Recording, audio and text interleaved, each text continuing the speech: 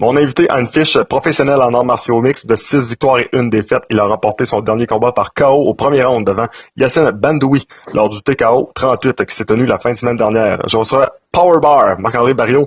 Salut Marc-André, ça va bien? Oui, salut, merci beaucoup, oui.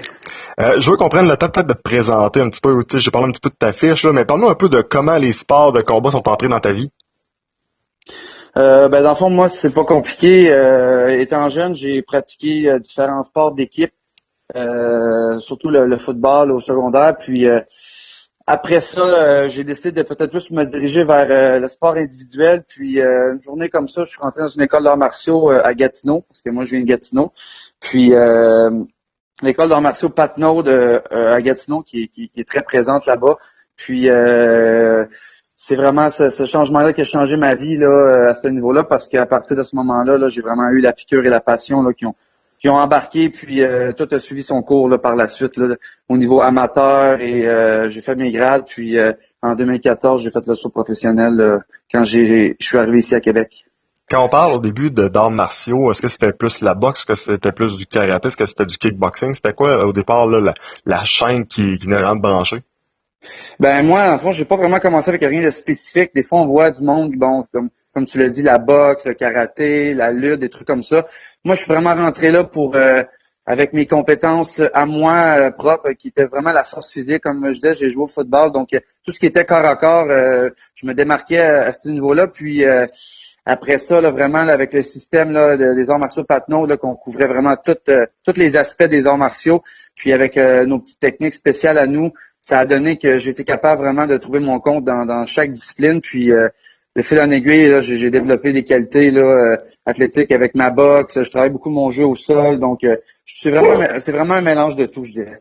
Personnellement, j'ai fait un petit peu de boxe, puis je pense qu'il faut un peu le vivre pour le comprendre, mais qu'est-ce que tu aimes le plus dans la discipline sportive? Parce que en général, pour quelqu'un qui ne l'a jamais pratiqué, quelqu'un qui l'a jamais fait, c'est un peu compliqué peut-être de comprendre qu'est-ce qu'on aime à donner des coups et en recevoir. Ben moi, je dirais que ce qui est le fun là, c'est vraiment mon côté instinctif qui prend le dessus quand c'est le temps de me battre. On peut dire dans la vie de tous les jours, je suis vraiment pas quelqu'un qui utilise la force physique ou la violence là pour arriver à mes buts, mais quand que ça vient le temps là de fermer la porte de la cage, puis je sais que mon adversaire en avant de moi est là pour faire un peu la même chose que moi je veux lui faire, ben j'essaie de me mettre dans un mode où ce que l'instinct animal embarque là-dessus, puis à ce moment-là, mon but c'est de vraiment l'atteindre avant qu'elle me touche, puis d'être en mesure de terminer ça rapidement. Bon, la question funny de l'entrevue maintenant. D'où vient le surnom Power Bar? Bonne question. J'ai souvent répondu à ça. Dans le fond, mon nom de famille, c'est Barrio.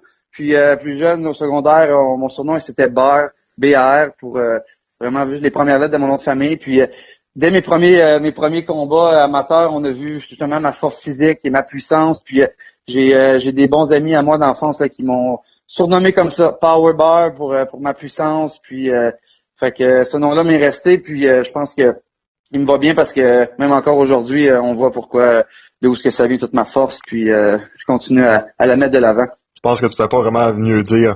Tu crois-tu que le style des professionnels t'avantage un peu plus que celui des amateurs, justement parce que tu as une force physique qui est quand même considérable, les gains sont plus petits, tout ça?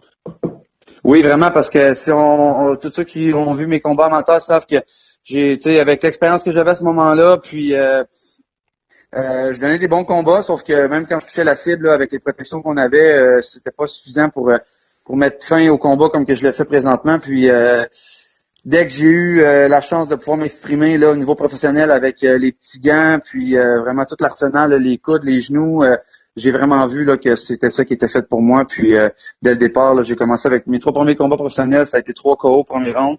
Ça a bien été. Après ça, ben c'est sûr que là, je voulais vraiment vivre un peu plus là, qu'est-ce que c'était d'aller au vraiment plus profond dans les rounds et vivre d'autres situations. Puis en cours de route, là, je commence à le voir, puis je me débrouille bien dans tous ces aspects-là. Tu as connu une seule défaite face à Jonathan Vallée, qui est également un excellent combattant. Parle-moi un peu de l'animosité qu'il y avait entre vous deux avant le combat. Ça s'est promené un peu sur les réseaux sociaux, dans les journaux.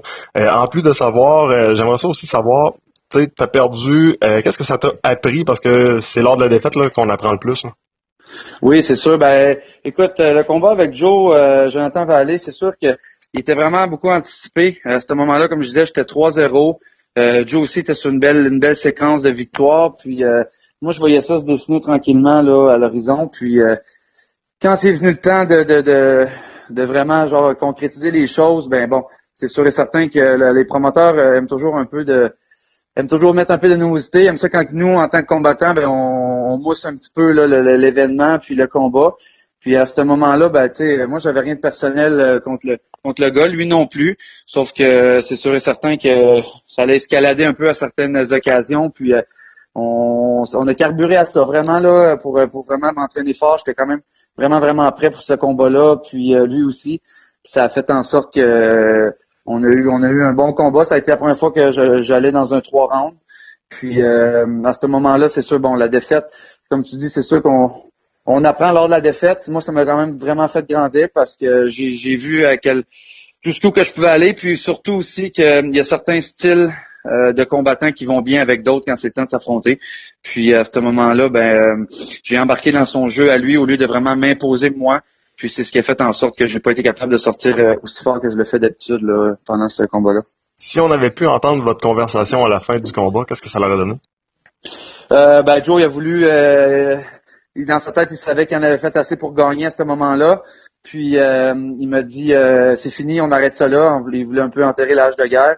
Puis il m'a surpris un peu. J'ai trouvé ça drôle sur le coup.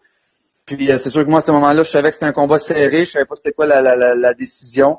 Puis c'est comme s'il voulait vraiment là, régler ça sur le coup, là, direct là, avant qu'on annonce la décision.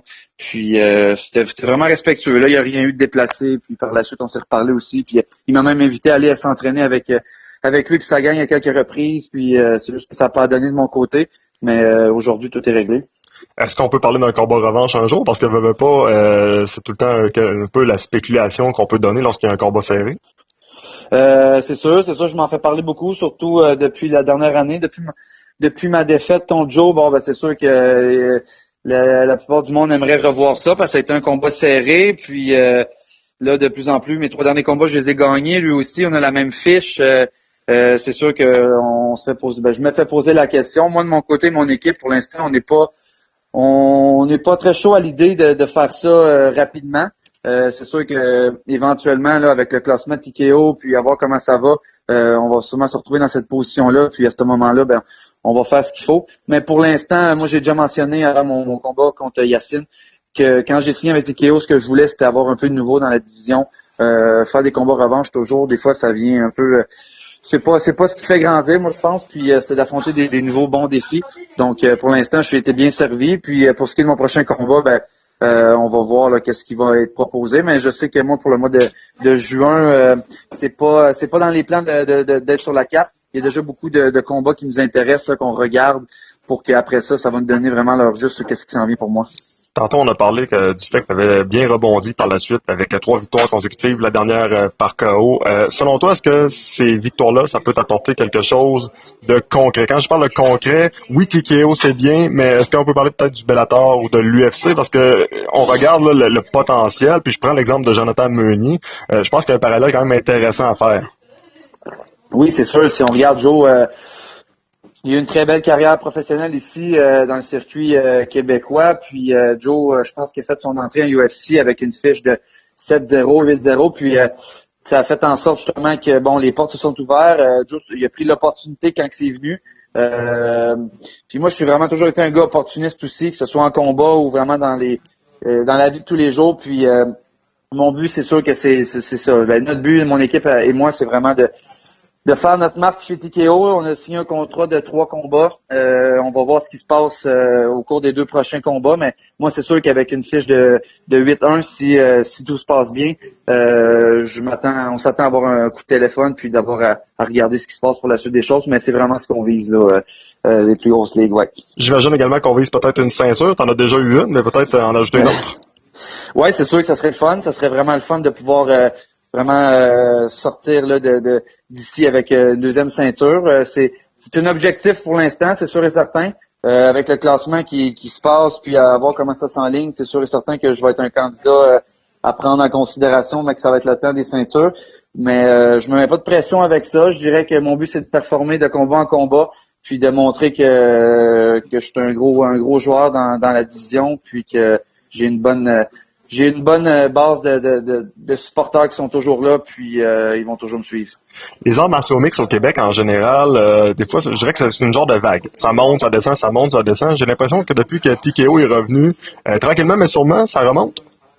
Ouais, moi je suis vraiment content, c'est sûr et certain. Les 3 dernières années, je me suis battu dans des bonnes ligues, des bonnes organisations ici là dans le circuit québécois. Puis les promotions, ils faisaient vraiment tout ce qu'ils pouvaient pour mettre de l'avant le sport, puis d'essayer de faire renaître ça, puis de faire aimer ça aux fans. Puis moi j'ai fait mon possible aussi de mon côté là pour toujours donner des bons combats, puis entretenir vraiment les gars-là. Puis quand Ikeo est revenu à l'horizon, c'est sûr et certain qu'ils ont été excités. Moi, c'est sûr que ce que je voulais, c'était d'être dans une bonne ligue comme ça pour avoir une belle plateforme pour la visibilité, puis pouvoir continuer à en mettre plein la vue. Donc, je suis vraiment satisfait là. C'est le fait déjà 3 galas qu'il fait, TKO, puis je pense qu'ils sont là pour rester pour un bon bout. Puis je suis vraiment content d'en faire partie. En terminant, outre te souhaiter un autre KO qui a dû faire plaisir probablement à François Duguay, Ouais, parce que vraiment. j'ai vu le commentaire de François sur Internet ce matin, mais outre un KO là, digne que celui que tu as servi à Yacine Bandoui, qu'est-ce qu'on peut te souhaiter, Marc-André, pour peut-être les prochaines semaines, prochains mois et peut-être même prochaines années? Ben moi, c'est sûr, je continue à travailler fort. Cette année, j'ai eu beaucoup d'atouts qui se sont rajoutés là, à mon équipe. On parle de François, qu'on a commencé à travailler ensemble dernièrement. J'ai mon équipe du Nova Gym là, à Québec, ici, avec Danny Laflamme, qui met extrêmement beaucoup de temps dans moi. Puis on travaille fort. J'ai mon agent Manu Molinier à Lévis qui s'occupe vraiment de moi, tout ce qui est côté conditionnement physique, mais vraiment tout le côté là, agent puis administration pour les commanditaires et tout. C'est quelque chose que j'avais pas eu la chance d'avoir avant. Puis aujourd'hui, ça m'a permis vraiment de faire un très bon camp d'entraînement, concentré à 100% là-dessus. Puis c'est vraiment de continuer là, à grossir comme ça avec une bonne équipe. Puis qu'est-ce qui est côté combat, toujours des bons défis. J'ai jamais craché sur un combat. J'aime ça quand plus que la commande est grosse, plus que la performance ça va être bonne. C'est comme ça que j'entreprends chaque combat. Puis je veux vraiment continuer à travailler fort puis montrer que je suis capable de pas juste cogner, mais je suis vraiment un combattant complet. Puis j'ai vraiment hâte de le montrer là, à tout le monde. Marc-André Barillon, un gros merci d'avoir accepté l'invitation. Meilleure des chances pour la suite des choses. On suit ta carrière. Ça fait plaisir. Merci beaucoup à toi. Merci, bye bye.